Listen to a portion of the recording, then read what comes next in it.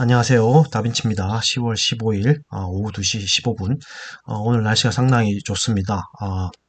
한강변 가서 라이딩을 잠시 하고 왔는데 정말 날씨가 좋으니까요. 여러분들도 야외 활동 한번 해보시길 바라겠습니다.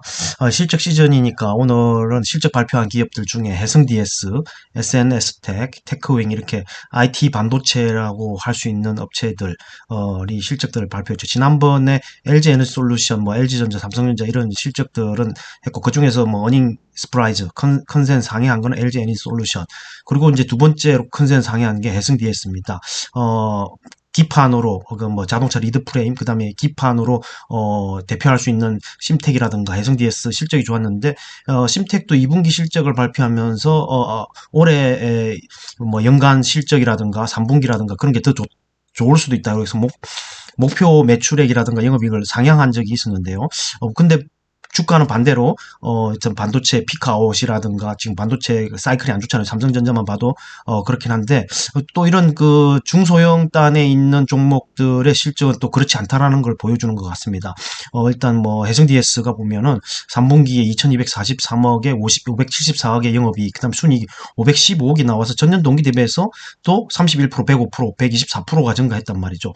그러니까 이게 실적하고 주가하고 따로 노는 느낌이긴 한데 물론 이게 주식이라는 게 펀더멘탈에 수렴하게 돼 있긴 하지만 현재는 매크로적인 변수에 의해서 금리 인상이라든가 전쟁이라든가 이런 매크로적인 변수에 의해서 투심이 얼어붙어서 주가가 맥을 못 추지만 어쨌든 주가가 펀더멘탈에 수렴한다고 하면 이런 해성DS 이런 그 기업의 주가는 올라가야 되는 게 맞다고 보거든요. 어쨌든 이런 점을 참고하셔서 투자하시면 좋을 것 같다는 생각이 들고 저는 월요일 날 해성DS를 모르겠습니다. 조정 받을 때 어쨌든 금요일 어제 미국장이 조정을 받았기 때문에 목요일 하루 반짝 상승하고 물론 이제 CPI 발표 때는 폭락을 했다가 급 반등을 했다라는 정말 보기 드문 현상을 봤지만은 금요일 날 또 하락을 했기 때문에 일시적 반등으로서 일명 전문용어로 데드캣 바운스라고 하긴 하던데 그런 일시적 반등으로 해서 올랐다가 어제 다시 낙폭 하락을 했기 때문에 월요일날 우리나라 장도 또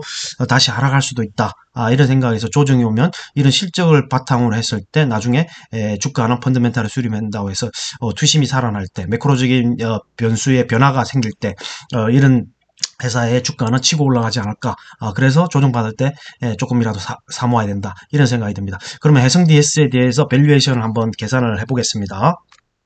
해성DS 같은 경우에 실적을 발표한 대로 이 2분기 전년 동기 대비해서도 아까 30%, 105% 이렇게 증가했다라는 걸 볼 수가 있지만은 직전 2분기에 대비해서도 매출액 같은 경우에는 한 80억 정도 증가했고 영업이익 같은 경우에도 한 33억 정도 증가했고 순이익은 한 60억 정도 증가를 했습니다. 그리고 영업이익률도 2분기 25.02%에서 3분기 25.59% 정도 증가를 그에 반해서 주가가 엄청나게 많이 떨어졌죠. 42,800원. 그래서 시가총액이 7,276억 정도인데 PER로 지금 22년도 예상치가 지금 지난번에 2분기 실적할 때 반영을 했지만 3분기는 가이드가 더 올라갔습니다. 그걸 일단 다시 HTS로 돌아가서 한번 확인해보고 변화할 건데 어쨌든 그 당시에 예상치에 대비해도 PER이 4.5배밖에 안 됩니다. PSR은 1배 아래로 떨어졌고요. 상당히 많이 싸졌다는 거죠. 그만큼 투심이 얼어붙었다.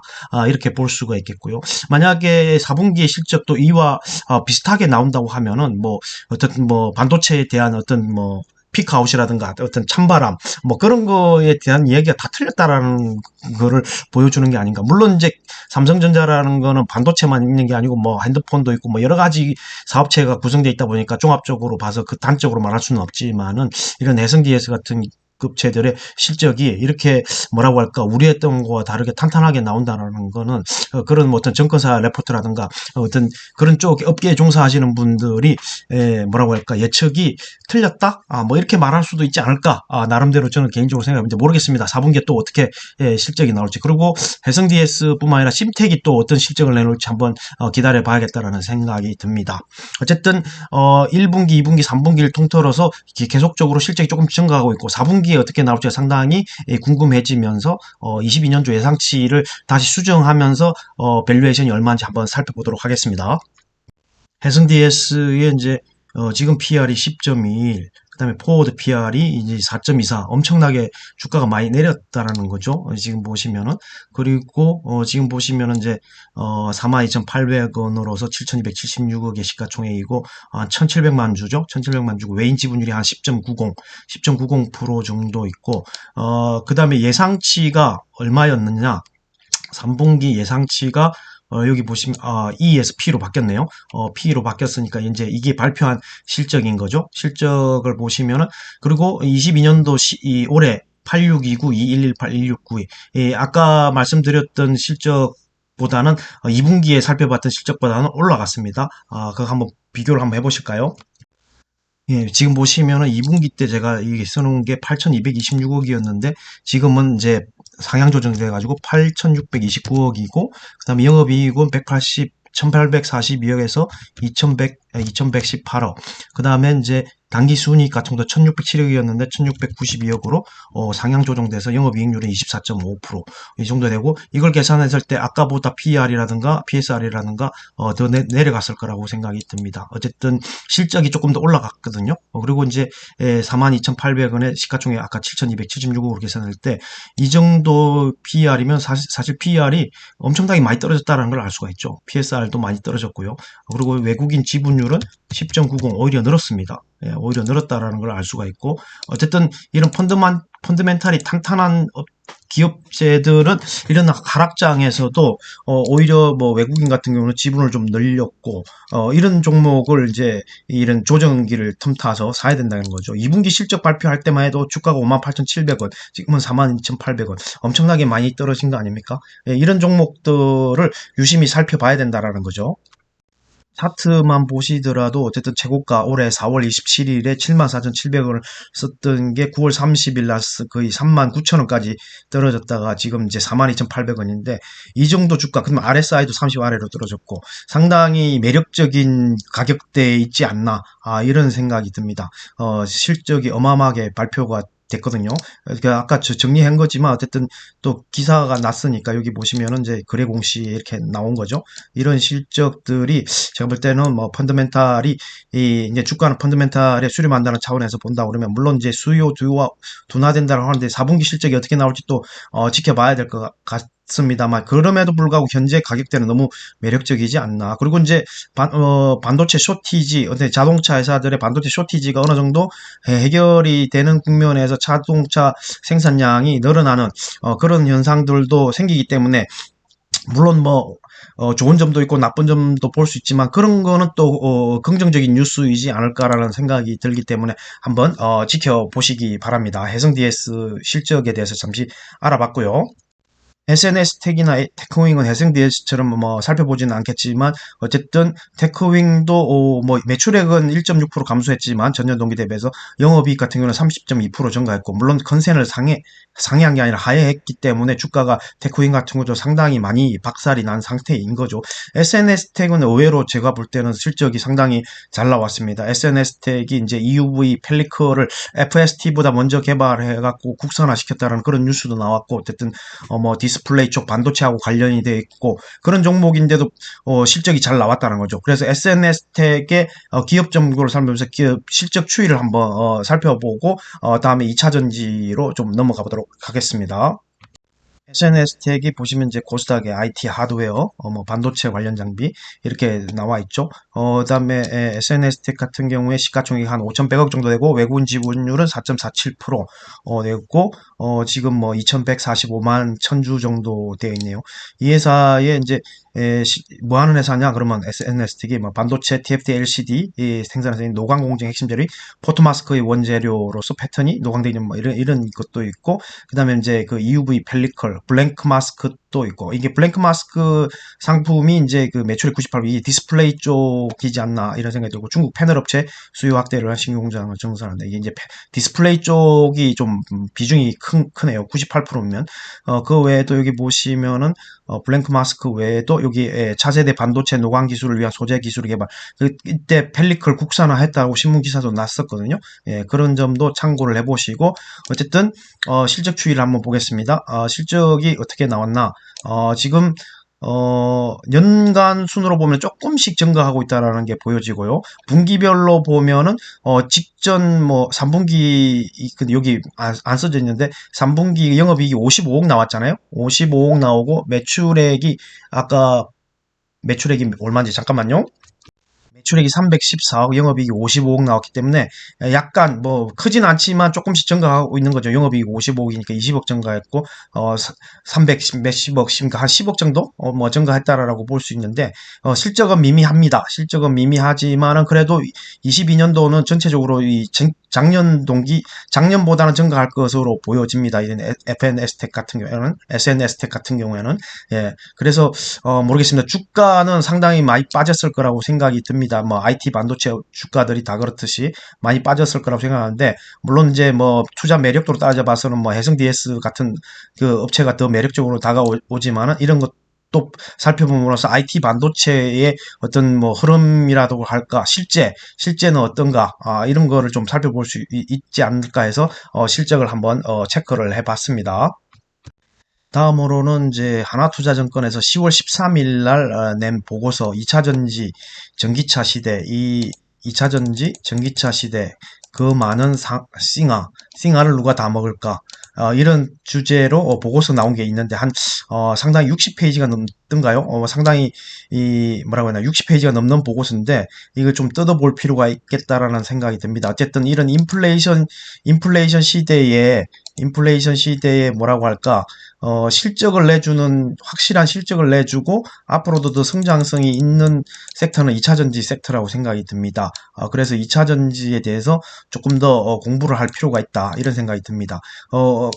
지금도 이런 매크로적인 변수에서 하락장에서도 여러분도 보셔서 아시겠지만은 선방해주고 있는 게 2차전지 섹터, 특히 LG 에너지 솔루션 같은 경우에 3분기 잠정 실적이 어닝스 프라이즈로 나왔고, 그 이후에 이제 그 실적들 아직 발표는 안 했지만 기대가 되는 것들이 많고요. 어쨌든 미국 시장이 지금 전기 자동차 한 8% 정도 되는데 향후 23년 내년부터 폭발적으로 성장할 거라는 기대감이 있기 때문에, 그리고 미국 시장에 먼저 미중 간의 관계를 봐도 배터리는 한국하고 중국하고 일본이 3분하고 있는데 중국은 일단 아웃이라고 봐야지. 좀 미국 시장으로만 봤을 때는. 그리고 일본은 테슬라에 공급하는 파나소닉 정도인데 우리나라에서는 SK 엔솔이라든가 삼성 SDI도 있고 SK 온도 있고 거기에 따르는 양극재 밸류체인도 상당히 많기 때문에 내년에 상당히 기대가 된다는 거죠. 어쨌든 미국 IRA의 법안도 있겠지만은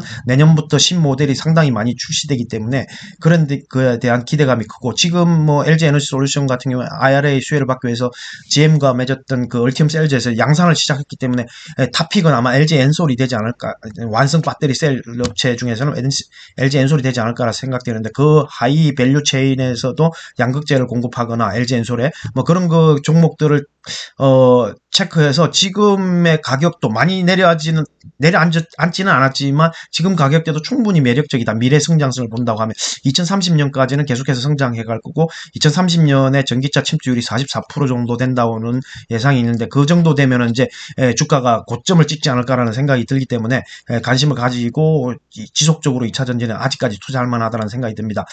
여기 보시면은 이제 키포인트만 보겠습니다. 이제 62쪽짜리 보고서이기 때문에 제목 타이틀만 보고 키포인트만 보고 넘어가겠습니다. 어쨌든 조인트 벤처 비중에 커지고 완성차 판매량이 중요하다. 그리고 물론 소프트웨어도 이제 다뤄지긴 하는데 그거는 다음 한번 다뤄보도록 하고요. 23년, 25년부터 이제 테슬라, GM, 현대, 기아, 포드 관련 밸류체인에 주목해야 된다. 여기 보면 경쟁력 있는 전기차 모델이 출시돼, 저쩌고 테슬라 독주가 지정. 이렇게 보면은 이제 그 외에 보면은 이제 테슬라 GM 밸류체인에 있는 게 LG 엔솔, 포스코 케미칼, LNF, LG화, 현대차 그룹, 포드 밸류체인, SK온, BM의 성장이 기대된다. 이런 얘기가 있고, 25년대 보면은 전기차가 퀀텀 점프하기, 25년을 기점으로 전기차 판매는 퀀텀 점프. 그러니까 25년부터는 엄청나게 전기차가 많이 판매가 될 거라는 거죠. 그래서 지금 22년 말 정도 되니까 여전히 이제 투자할 만하다는 생각이 듭니다. 그리고 탑픽은 이제 LG 에너지가 포스코 케미칼이다, 최선호주다라는 거고요. 그 다음에 이제 밸류 체인이 구독하는 시기, 조인트 벤처. 지금 우리나라가 미국하고 조인트 벤처 한 게 많죠. 그게 대해서 우리나라 수혜가 가장 클 것이다라는 생각이 들고, 여기 보시면 타이틀이 이제, 모빌리티를 대변 선택과 집중. 여기에서는 이제 OTA, OS, 이제 자율주행, 이 부분도 중요시 해놨는데, 하드웨어에서 소프트웨어로 기술 중심 이동한다. 이 부분 이제 뭐, OTA를 볼 것 같으면 테슬라가 뭐 압도적으로 투자 메리트가 있죠. 지금 $200 초반대까지 내려왔기 때문에, 충분히 테슬라도 투자할 만하다는 생각이 들고요. 소프트웨어는 오늘 다루는 내용은 아니지만 어쨌든 다음에 한번 기회가 되면 소프트웨어도 한번 공부를 해서 다뤄보도록 하겠습니다. 어쨌든 지금 미국의 미래의 현재 자동차 판매 순위는 뒤바뀔 전망이다. 뭐 누가 살아남을까? 이렇게 보면은 테슬라, 비아디 이렇게 돼 있네요. 현재는 뭐 완전 각축을 벌이고 있죠. 예, 자동차 회사들이 엄청나게 각축을 벌이고 있습니다. 전기차도 그렇지만 전동화에 수십조 원 투자 내재화 외주화를 통한 뭐 선택과 집중. 여기 보시면은 투자 금액이 나오죠. 예, 폭스바겐, 그러니까 아우디, 포르쉐 같은 경우에 124조 원을 전동화에 투자한다고 돼 있네요. 4년간, 5년간이라고 해야 되죠. 22년부터 26년까지. 그리고 뭐 GM도 뭐 50조 원, 포드 71조 원, 뭐 이렇게 쭉 나옵니다. 이 하나투자증권에서 발행한 보고서이기 때문에 여러분들도 한번 다운받아서 한번 읽어보시면은 공부도 되면서 주식 투자하는 분들에게는 좋은 정보 자료가 되지 않을까라는 생각이 듭니다. 소프트웨어 같은 경우는 오늘은 건너뛰고 OS 뭐 이런 거 뭐 여러 가지가 있겠지만은 뭐 테슬라가 여기서는 뭐 압도적이라고 보고, 우리나라 현대 현기차로 보면은 현대 오토 위버죠. 현대 오토 에버라고 해야죠. 에버 쪽에서 좀 뭐 소프트웨어를 개발하고 있는 것 같고, 그 외에 뭐 많죠. 지금 자율주행하고 관련된 그 소프트웨어를 개발하고 있는 아주 작은 회사들도 있는데, 그런 회사들도 뭐라고 할까, 종목들의 공부를 해서 픽을 한다면은 좋은 결과가 있지 않을까라는 생각도 듭니다. OTA가 계속 나오네요. 소프트웨어에 대한 게 있고, 여기서부터 이제 조인트 벤처, 아까 앞서 뭐, 상단에서 다뤘던 내용들에 이어지는 내용들인데, 간단하게, 읽어보고 있습니다. 저도 한 번쯤 대략적으로 읽어보고 지금 말씀드린 거기 때문에. 어쨌든, 조인트 벤처 비중은 21년 12%에서 26년 54%까지 증가하고, 그 다음에 IRR 법안으로 조인트 벤처가 가속화된다.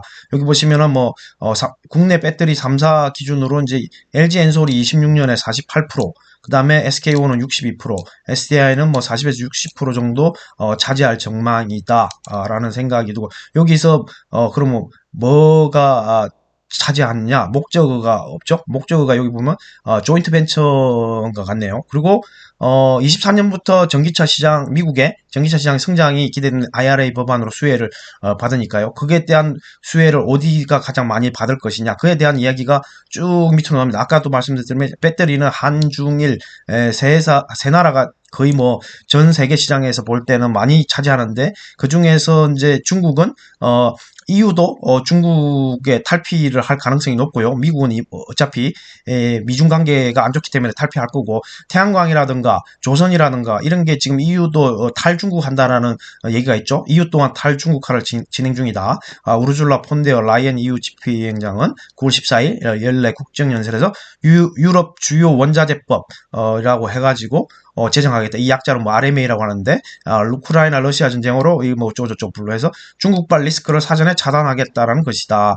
나아가 큰 시장 형성에 배터리 산업 내 유럽 기업을 부양하겠다는 의지도 내보였다. 유럽은 중국 배터리 업체들 공격적인 정책을 공급 강행 우려를 하는데, 탈중국화가 현실화된다면 국내 업체들의 반대 수혜를 기대해 볼 수 있다. 해당 법안이 구체화될수록 유럽 완성차 업체들 안정적 배터리 합격 자국 신생기업 국내 업체들과의 조인트 벤처 니즈가 커질 것으로 예상이 된다. 국내 업체들은 뭐 저쩌고 이 조인트 벤처를 할 수밖에 없는 게, 여러분들 뭐 저도 최근에 금양의 IR 이사 박순혁 이사라고 그분의 그 유튜브를 많이 봤는데, 조인트 벤처를 할 수밖에 없는 게 미국처럼 유럽도, 왜냐하면 그 양극재라든가 배터리의 어떤 기술을 아무리 그 완성차 업체가 내재한다고도 쉽지 않을 거다.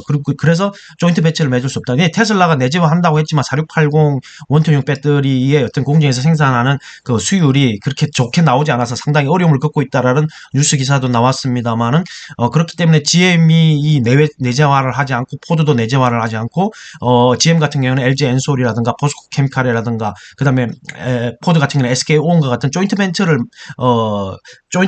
만들어서 회사를 뭐라고 할까, 만들어서 공장을 짓는다라는 거죠. 그래서 EU도 미국처럼 우리나라 업체들과 조인트 벤처를 맺어서 공장을 짓고 거기서 2차 전지 배터리를 공급받을 가능성이 있다라는 말로 보입니다. 제가 볼 때는 충분히 그럴 수밖에 없다라는 생각이 듭니다. 기술력이 뭐 하루아침에 그렇게 뭐 기술력을 올릴 수 있는 건 아니니까요. 그래서 이제 국내 배터리 3사의 조인트 벤처 비중 26년에 50%를 상회할 전망이다. 여기 보면 이제 LG 에너솔루션이 압도적으로 많고 그다음에 SK온, 그다음에 삼성 SDI 이런 식으로 하는데 50%를 상회하는데 물론 전체 캐파가 커지니까 조금씩 3사가 차지하는 비중도 조금씩 커지겠죠. 예. 그리고 미국 배터리 공급 부족이 지속이 될 거고, EU는 공급 강행 우려, 하지만 대부분 중국 업체인데, 중국을, 패싱할 거라는 거죠. EU도 중국을 버릴 거라는 얘기죠. 그리고 미국 IRA의 이제 전기차 세액공제 혜택 내용, 이것도 한번 참고적으로 보시고, 여기 보시면은 이제 유럽의 공급망 독립 움직임도 나온다. 여기 이제 아까 RMA 법에 대한 RMA가 여기 이제 RMA에 대한 거고 유럽 반도체법도 있고 어쨌든 뭐라고 할까 뭐 오프쇼라고 했나요? 뭐 무슨 이제 되돌아오는 거 그러니까 이런 코로나 사태를 겪고 난 이후에 이제 뭐 자원도 무기화하고 뭐 여러 가지를 무기화하니까 옛날에는 글로벌 무역으로서 서로 뭐 부족한 거는 채워주고 이랬는데 코로나 이후에 이제 뭐라고 할까 자원도 무기화하고 하니까 독립을 하는 거죠. 그리고 제조업도 키워야겠다는 생각을 미국도 한 거고 그래서 자국 내 제조업을 키우려고 지금 뭐 여러 가지 법을 만들고 있는 거죠. 반도체라든가 2차 전지라든가 이런 거를 하고 있는 거죠. 그러니까 그런 거 똑같이 유럽도 하고 있다는 겁니다. 반도체 법도 마찬가지고 유럽 내 반도체 공장을 건설하고 혜택을 주고 뭐 이런 거죠. 그다음에 이런 2차 전지도 마찬가지고 그런 게 이제 지속적으로 이어질 건데 그거에 대해서 우리나라가 가장 큰 수혜를 보지 않을까. 그런 게 이 하나투자증권에서 2차 전지 누가 그 많은 싱어를 먹는가 뭐 그런 타이틀의 결론이 있지 않을까라는 생각이 듭니다. 여기 보시면은 이제 LG 에너지 솔루션 같은 경우에는 뭐 똑같은 얘기지만, GM과 스텔란티스, 혼다, 현기, 지금 뭐 혼다까지도 LG 에너지 솔루션을 하고 있죠. 일본에서는 파나소닉이 2차 전지주에서는 가장 두각을 나타내는데 테슬라에 다 공급하고 있고, 근데 LG 에너지 솔루션이 또 일본의 혼다와 또 이제 조인트 벤처를 맺었죠. 그리고 이제 르노, 도요타와 추가 조인트 벤처 설립도 언급되고 있다는 거죠. LG 에너지 솔루션 같은 경우. 왜냐면 그만큼 LG 에너지 솔루션이 기술력이 높다는 거죠. 그리고 이제 비중이 높은 테슬라는 전략적 파트너로 존재할 거고 SK온 같은 경우는 포드와 중국 업체와 조인트 벤처를 중심으로 캐파 확장. SDI는 가장 소극적이나 25년 스텔란티스 이미 스텔란티스하고는 하고 있는 게 있죠. 이미 기사가 났고요. 그다음에 각형 원덕형 배터리 있고 폭스바겐이나 원통을 채택하는 업체 BMW나 리비안, 루시드. 리비안도 삼성 SDI 거죠. 루시드도 삼성 SDI 협력도 기대된다.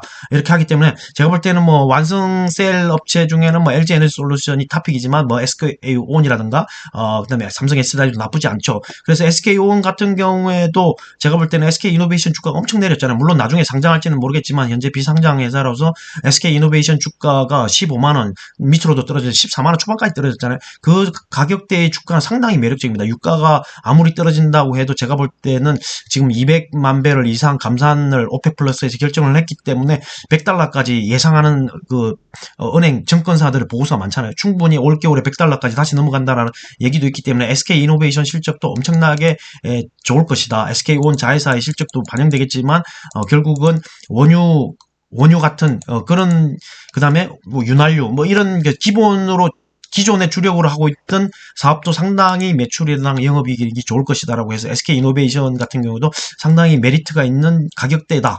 라는 생각을 계속적으로 반복해서 말씀드리고 있는 겁니다. 그리고 여기 보시면 이제 양극재 이제 소재 단에 왔는데 양극재도 보면은 얼티엄 셀즈 같은 경우에는 GM 포스코 케미칼이 있죠. 포스코 케미칼도 그래서 포스코 홀딩스하고 잘 봐야 된다는 거죠. 그리고 글로벌 OK랑 SK하고 같이 맞은 조인트 벤처인데 SK 이노베이션과 포드, 에코프로 BM, 에코프로 BM이 양극재를 공급하는 거겠죠. 그다음 폭스바겐과 테슬라, 포드 이런 거 보면 레드우드 머티리얼즈가 LNF 이게 이제 레드우드 머티리얼즈가 이제 폐배터리하고 LNF 관련 있다고 해서 신문 기사도 많이 났기 때문에 이 이제 레드우드 머티리얼즈는 이제 비상장 회사죠. 미국 회사인데 그리고 이제 2차 전지 중에서는 양극재가 가장 탑픽이죠. 양극재 업체들이 탑픽인데 LNF뿐만 아니라 에코프로 BM 에코프로비엠이라든가 포스코케미칼이 LNF 실적이 상당히 기대가 됩니다. 그리고 이제 소재단에서 양극재 이야기를 지금 하고 있는 거고, 그 다음에 뭐 음극재도 있고 그 외에 나머지 많은 것들이 있는데, 그런 것들도 뭐 이미 뭐 반복적으로 여러분도 이미 많이 보셨을 거라고 생각이 들고, 지금 가격대가 그렇게 뭐 내리지는 않았지만 좀 올랐다고 생각할 수도 있겠지만, 제가 볼 때는 상승 볼륨이 더 많을 거라는 생각이 됩니다. 물론 이제 매크로적인 변수에 의해서 투심이 약화돼서 주가가 조정받는 거지만, 그런 기회가 오히려 더 좋은 기회지 않을까. 여전히 주가는 펀더멘탈에 수렴한다라는 전제를 할 때는요, 주가는 더 간다고 본다는 거죠. 그리고 이거 보시면은 이제 배터리 소재 밸류 체인이 이제 LG 에너지 솔루션 같은 경우에 양극재, 음극재, 분리막, 전해액, 동박 이렇게 쫙 나와 있고, 이게 이제 장비주까지 하는데, 이게 상당히 좋은 뭐 정리해 놓은 표라고 할 수 있겠습니다. LG 에너지 솔루션 같은 경우에는 양극재는 LG화학, LNF, 포스코케미칼, 벨기에 우미코아, 니치아라고 있는데 이건 잘 모르겠고, 음극재는 포스코케미칼, 대주전자재료, 히타치 케미칼 같은데요. 히타치 뭐라고 됐고, 미쓰비시, BTR, 분리막은 SKI 테크놀로지, 도레이, 셈코, 시니어 뭐 이런 애고 잘 모르는 회사고, 전액 엔캠 뭐 정도밖에 모르겠네요. 엔캠, 동박 일진 머티리얼즈, SKC의 자회사 SK 넥실리스 솔루스 첨단 소재가 있고, 그 외에 이제 삼성 SDI 같은, 이게 지금 음영어로 표시된 게 우리나라 회사된 거죠. 우리나라 회사. 삼성 SDI에는 뭐 SDI 자회사가 있고, 에코프로, BM, 우미코아, 포스코 케미칼, 뭐 WCP, 이번에 상장한 WCP, SKI 테크놀로지, 전액은 동아기업 솔브레인, 뭐 이렇게, 그다음에 동박 일진 머티리얼즈, 넥실리스 솔루션이 똑같네요. SK온도 같은 경우도 에코프로비, LM, 이런 밸류 체인들을 한번 보시고, 여기서 이제 장비주 같은 경우 원익 PNE, M 플러스, 유일에너테크, 뭐 PNT, TSI, 하나기술 뭐 이게 다 있네요. 이런 회사들도 보시면 DNT, A프로, 뭐 원익 PNE, 유일에너테크 이렇게 반복적으로 들어가는 회사들 거의 뭐 똑같죠. 하나기술 뭐 이런 거, 이런 것도 한번 보시고, 상당히 이 표가 잘 짜여져 있는 것 같습니다. 내용이 너무 방대하기 때문에 오늘은 여기까지만 하고, 나머지는 다음에 한번 보겠습니다. 배터리 소재 배터리들 고객사 비중 보시면은, 셀업체 LG에너지솔루션, 테슬라, 폭스바겐, 탑2, 르노, 닛산, 볼보, 포드, 뭐 이렇게 좀 SDI 이렇게 쭉 나옵니다. 이런 것도 있으니까요. 이 보고서가 제가 볼 때는 뭐 정말 많은 자료를 압축해서 만들었다고 보여지기 때문에, 하나투자증권의 보고서를 여러분들도 한번 구해서 한번 읽어보시면 좋을 것 같습니다. 저는 오늘 해성 DS, 테크윙, SNS 텍 이제 실적을 한번 살펴봤고요. 그 다음에 2차전지에 대해서 하나투자증권에서 발행한 보고서를 가지고 한번 이야기를 해봤는데, 오늘은 여기까지 하겠습니다. 시간 많이 길어지는 관계로 나머지 부분에 대해서는 내일 한번 다시 이야기해 보도록 하겠습니다. 오늘은 이것으로 마치겠습니다. 감사합니다.